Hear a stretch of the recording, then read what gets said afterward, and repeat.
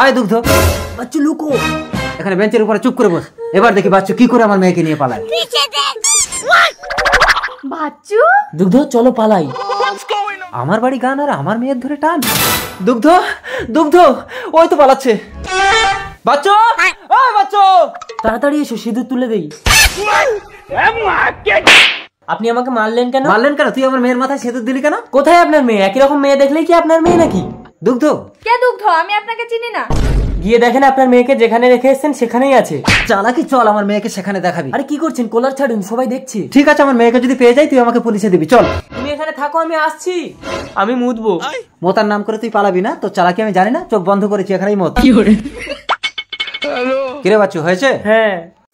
কই মাটি ভেজানি তো? চলুন, চমকে গেছে, হবে না। চল। ওই তো আপনার মেয়ে। দুগ্ধ সরি বাচ্চু, আমি আপনাকে মানহানির কেস দেবো। এই কি হয়েছে বাচ্চু? কেস কাছারি করতে হবে না, নিজেদের মধ্যে ব্যাপারটা মিটিয়ে নে। কি করে নিজেদের? উনি আমার কে হয়? বাচ্চু তুমি তো আমার মেয়েকে বিয়ে করতে চেয়েছিলে, বিয়েটা করে নিলে তো আর কেস কাছারি হয় না। তাহলে ওই মেয়েটার কি হবে? ওকে তুমি ছেড়ে দাও। কিন্তু আমি তো সিঁদুর তুলে দিয়েছি।